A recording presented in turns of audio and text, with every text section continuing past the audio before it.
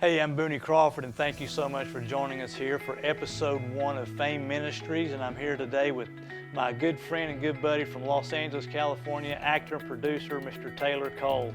Taylor, thank you so much for being here with me today. Hey, thanks for having me, Booney. Before we get into talking to Taylor, I want to just take a moment just to recognize our sponsor for the day. We're thankful for that. The Crawford Property Group is underwriting this video, so take a second to check this out. For almost 20 years, the Crawford Property Group has been helping folks from all over realize their real estate dreams. Whether you're listing or buying, relocating or investing, upsizing or downsizing, we can help on both sides, making the transaction and transition much simpler and a lot less stressful. Our motto is, we're selling homes from Dollywood to Hollywood. Hi, I'm Elaine Crawford. I'm the broker and lead agent of the Crawford Property Group.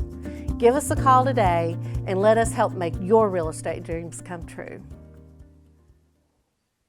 Well, it's such a privilege to be able to finally, after all this time, be able to sit down and talk with you and just kind of pick your brain a little bit about what you do in LA and how you mix being a part of an industry where faith is not really that popular, but yet you guys seem to be able to hold it all together, so to speak, and be able to mix being in the entertainment industry without jeopardizing your faith.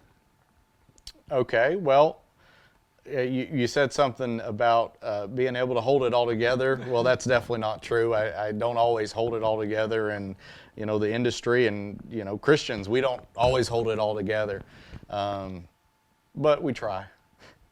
So I guess one of the first questions I'd like to ask you is, how does a young guy like you from Grundy, Virginia, end up all the way in Hollywood, California? Yeah, great question. Well, it started in high school.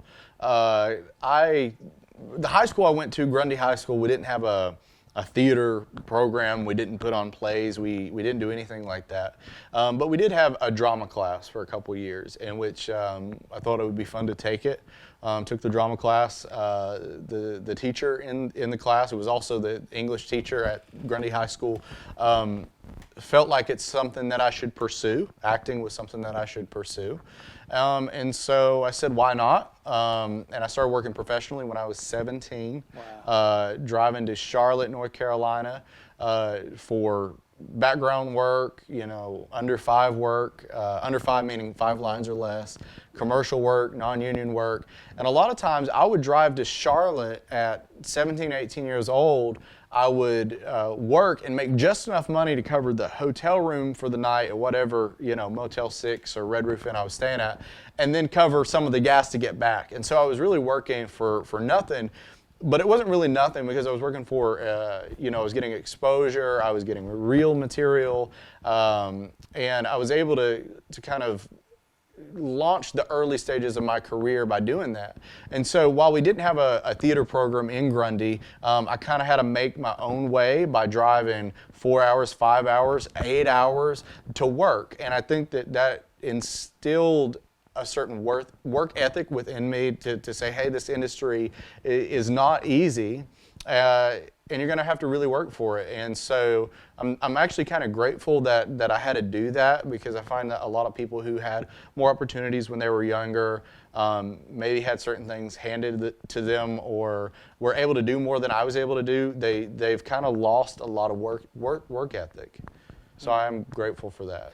One thing that kind of amazes me, that it seems like every time we go to LA, we always meet so many people from here out there, and it's just amazing to me that happens. I mean, you go 2,500 miles away and you see people that you know from your hometown, so it's pretty cool.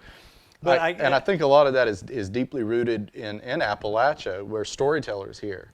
Always have been storytellers for generations and generations and generations.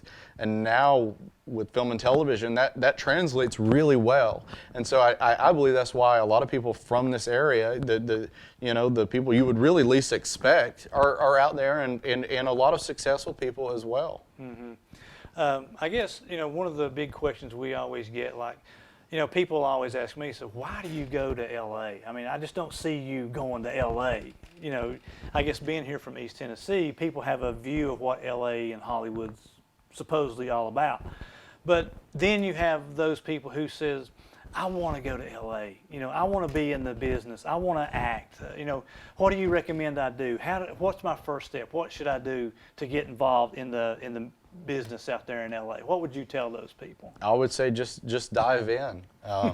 You know, especially, you know, it's so true now, but you can really work from anywhere. And now because of COVID, you can really get your start from anywhere. Depending on what you want to do, you know, for example, in my case, I wanted to act. That's what I wanted to start out doing. Start doing voiceover. You know, start getting voiceover gigs for audiobooks. This is stuff you do from your home. You can buy a, you know, decent $80 microphone from Best Buy or order one on Amazon. Set up some of these sound padding materials in your room and just start doing it. And I know it's a lot easier said than done, but you just have to have the drive to kind of make your way no matter where you're at. So here, if you're in Johnson City and you want to start doing voiceover work, start volunteering to do voiceovers for your local car commercials, do voiceover for your local, you know, whatever. And announce at your high school football game, right? And while, you know, this isn't acting, so to speak, well, voice acting is, but it's getting you used to a performance. No matter if you're doing a car commercial or if you're on a TV series or if you're announcing at a football game or whatever, it's a performance.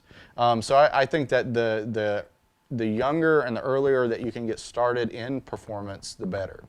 So I guess you went to LA to be an actor, but what I have discovered that you are now known as one of the youngest producers in Hollywood. So how did you go from going there to be an actor to becoming a producer?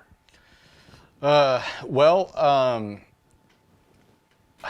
won't say that I went with an open mind, because I always say, you know, people say you need to have a B plan. Well, my B plan was to make the A plan work. So I never really had a B plan, and I never really had an open mind, but I am a firm believer that we are led to kind of what suits us or what we suit. That, you know, that's kind of what we're led into in life, whether we want to or not. And so I was a theater major. I graduated in 2016. I was able to graduate with a bachelor's degree in 3 years. And right after that was able to continue working as an actor. I worked throughout college and before college, and was able to really piece it together and was able to make a semblance of a living doing that, which is really, you know, looking back on it now, having, you know, a handful of years of experience in the industry is really amazing. But I was piecing it together through, you know, union U5s and non-union commercials and park performing at Universal Studios, and like it was hard work, modeling gigs, print, you know, like it was hard work, but I was piecing it together, and for the first year and a half, that went really well. Well, the industry always slows down around Christmas, and so Christmas was coming up one year, and everything slowed down. It was totally normal, but then on the recovery from that, you know, pilot season, etc., I wasn't getting anything. I wasn't getting auditions. I wasn't booking anything, and I was like, I really need to do something else. So I had this really wonderful experience getting to sit in on a casting session of a low-budget feature film. It was a SAG ULB, which is a ultra-low-budget agreement, and so the performers were making like $125 a day, like minimum wage essentially. And when we put out the breakdowns for the casting session, when we you know sent out the roles to the agents and to the actors so they can submit to try to audition, I was like, you know, I really hope we get like a handful of people, because this is going to be really hard to cast because we're not paying anything. And we had 12,000 submissions for 12 roles on that movie. Wow. And I mean, these were like network recurrings. These were like series regulars. And at that point, I realized this might be a little bit out of my hands.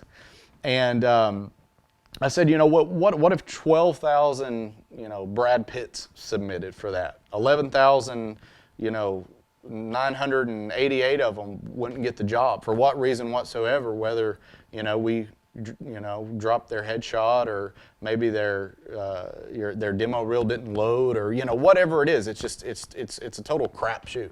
And so at that point I realized, wow, you know, I really do need to do something else. Not giving up on my goal of acting, or, you know, not quitting, but trying to figure out a different avenue to what I wanted to do. And it's at that point that I kind of stopped seeking, you know, the acting gigs as much, and I started working for Hulu.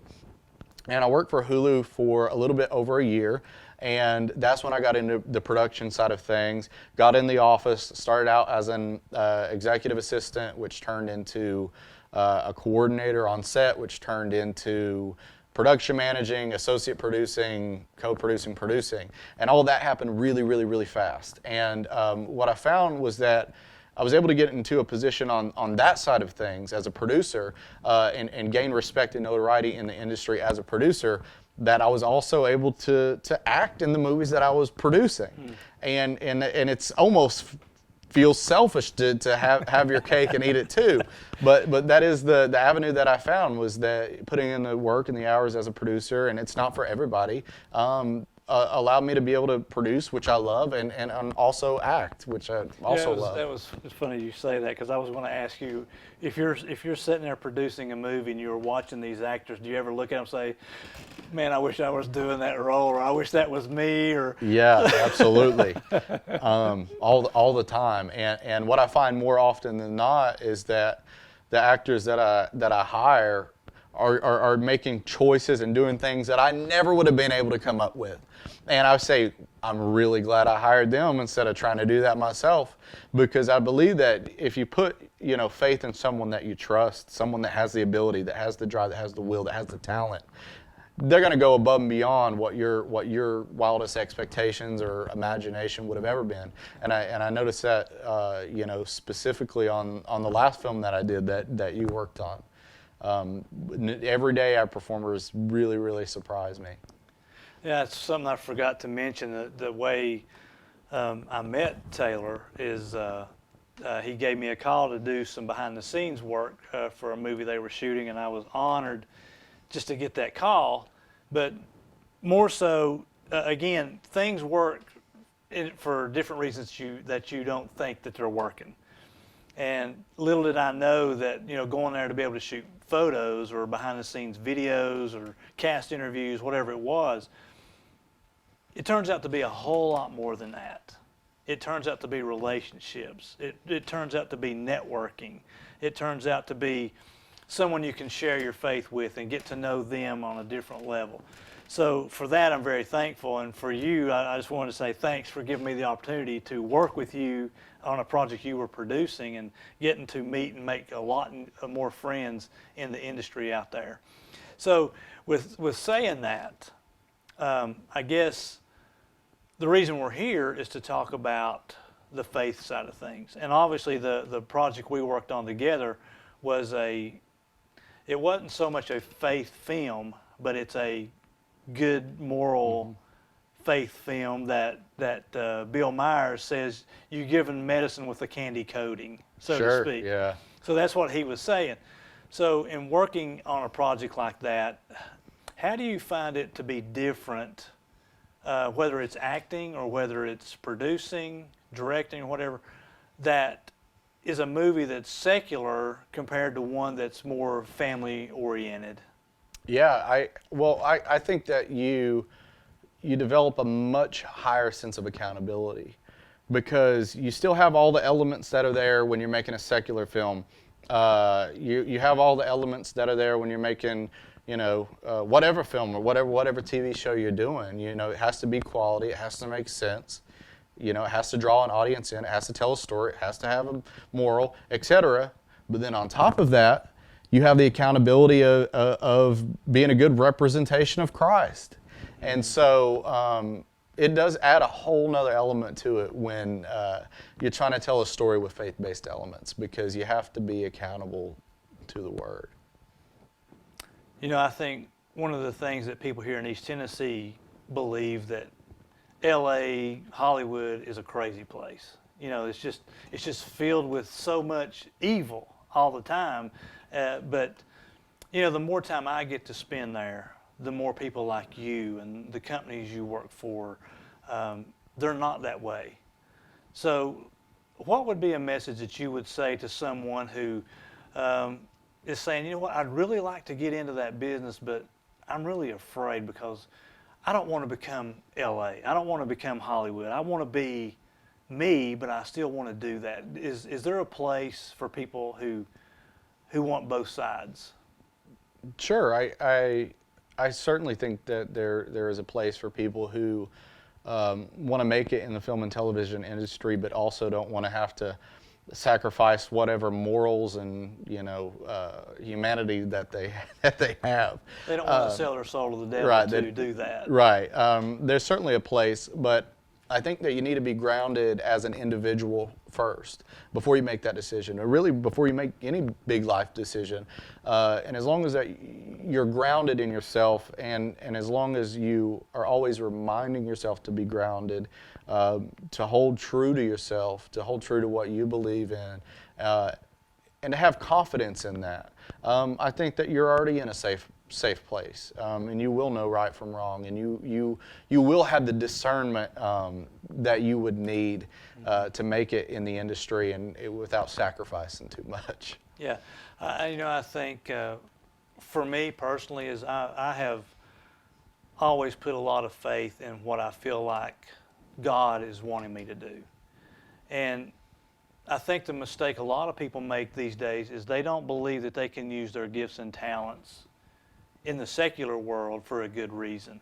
And what I mean by that is, you know, the Bible says that we are stewards of God's gifts to us.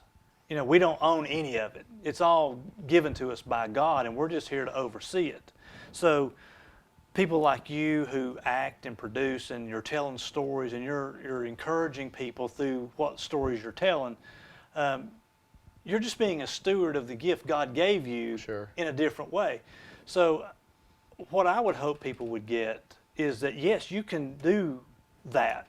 You know, people work jobs every day in secular places, but they're still Christian people, and they still go to church, and they still do their thing, but they still have to go to that job. So, you know, for you as a steward, you know, you've been given this gift by God to use. Not everybody can do what you do. It's just not. I can't do it. I couldn't go and act on camera, or I can't produce the way you can. Well, you're doing both right now. Yeah, right. I'm hoping to gain something from you to help me better do what I do. But I guess what I want people to understand is that, yes, they are gifted in ways I'm not. They're gifted in ways you're not. And yes, they can work in that world and still be a light. Sure. Well, how would you explain that to them? How would you say that to them? Well, I would kind of press people to get uncomfortable, to get outside of that Christian bubble, right? Because what good is your ministry if you're just hanging around a bunch of Christians all the time? You know, who are you being an example for? Right. You know, a lot of people have this misconception that if you're a Christian, you're really trying to go around forcing people to be Mother Teresa, or you're forcing people to be Jesus, or you're forcing people to be these things. But the way I view it is this, and this is an element that I bring into every film, or every show that I do. My goal as a Christian is not to convert an atheist or an agnostic into Mother Teresa overnight, but I view things on a scale, one being a staunch, devout atheist, and 10 being Mother Teresa, right? Horrible example, but you get what I'm saying. When you go into the theater, you may be a 1, right? But when you leave, hopefully you're maybe a 2, or maybe a 1.5, or maybe a 3. And if you're a 7, maybe you're confident in your faith. Maybe you know where you are in your faith. Mm-hmm. Well, maybe I've brought you to question things a little deeper, or maybe to look at yourself a little deeper, which maybe you leave the theater and you're an 8. So my goal is not to turn 1s into 10s. You know, it's to just move somebody just a little bit more along in the right direction. That's a great word. Has there been a time where maybe it scared you? Or maybe scared is not the right word, but maybe there was a time where you thought to yourself, you know, maybe I'll not go down that road. Maybe I'll not do that role or that part, or you know what I'm asking? Yeah, sure. And it certainly is a lot of temptation in the industry, because it is an industry that is highly competitive. You know, there are a lot of industries that are competitive, but I would say that here in the United States, the film industry is the most competitive industry. And I hope I'm not speaking out of ignorance, you know, but you know, I mean, there's a million people trying to fight over one job, and that one job pays $125, right? So there is a lot of competition. What that breeds is people who are willing to really do anything to make it. And so it certainly, there is a lot of temptation that is bred out of opportunity. Hey, you have an opportunity. Maybe I'll forego this moral, maybe I'll forego this, etc., because hey, I'm trying to make it. This is the only opportunity that's been presented to me in the 4 years I've been out here. I'm going to do it. And so certainly I think that you have to be very, very careful. And that's why, you know, as I mentioned before, in any industry and any walk or stage of life that you're in, you have to be confident with who you are as a person. Because you can have it all put together, but if you don't have the confidence, that's going to get torn down over time. Slowly but surely it's going to come down, and you're going to find yourself making decisions that you probably wouldn't have made, you know, years prior. All right, as we start to get down to the end of our time together, I just wanted to, you know, I don't want to get political, but obviously we're living in a day like we've never seen before. I mean, there's so much drama, not in the Hollywood sense, but in you know, in the world, that's just so confusing to a lot of people. I think you and I talked about it earlier when we didn't go about it in this sense, but you know, we battle not against flesh and blood, but against principalities and powers. And I'm a firm believer that everything that's happening around us is all in the spiritual realm. But people who are not discerning don't get it. There is so much hatred for Democrats and Republicans. There's so much hatred, it seems, for blacks and whites, or it seems to be. There's so much hatred for liberals and conservatives. But I don't believe that it's that big of a difference between those sides. I think that it all boils down to the fact that we are all in this spiritual battle that we really don't know about. So I guess, Taylor, what I want to ask you is, what would you encourage people today? I mean, we all come from a story of faith, hope, and love. And I guess what I want FAME Ministries to be is that avenue for people to share hope. I want them to share love. And when they share that hope and that love, I think it increases their faith. So what would you say finally in closing that would encourage people to love one another? You know, that God said, you know, love Him first, but love your neighbor as yourself, and then love one another. What would you say to those people? I think that there needs to be a lot more understanding of one another and understanding where someone's coming from. That's something that I struggle with a lot of my life was judging someone without having been there. You know, coming from privileged perspectives and judging people who weren't as privileged as me, coming from an area of ignorance, coming from an area of boastfulness, coming from an area of arrogance. I find that I you know, was always catching myself judging people and never taking the time to listen. That is one thing that I feel like a lot of people don't do nowadays. We don't listen very Don't well listen. at all. You know, just take the time to listen to one another. Take the time to listen to someone who doesn't share the same points of view as yourself. Take the time to listen to someone who comes from a different background as you, someone who is a different religion, someone who is from a country you may have never heard of before. Just listen to them and understand them, because you know, as you said, I believe we're all a lot more alike than we think. Absolutely.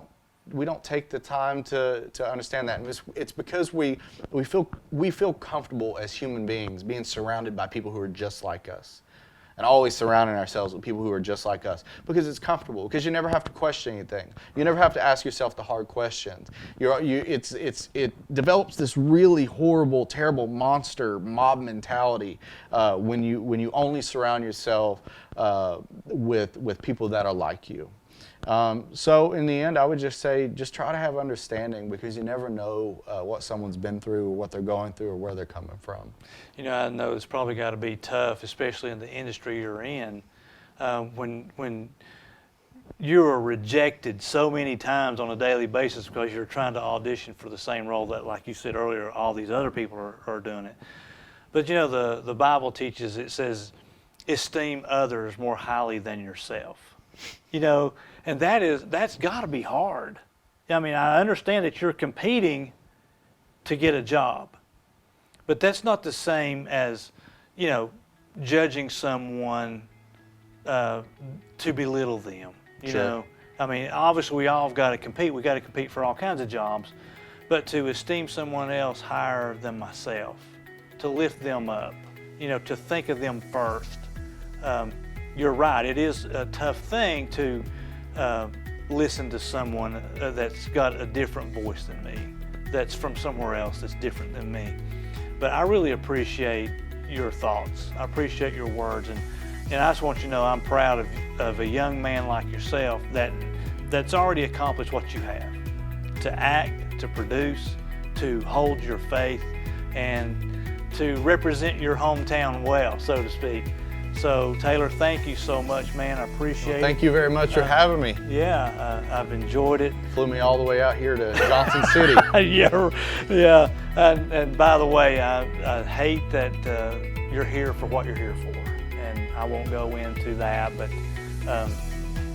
you know, we're to be encouraging to one another, and I want you and your wife to know that we love you and we appreciate you, and hope that this will not be the last time we get to do this. Well, I appreciate it very much. I enjoyed it a lot.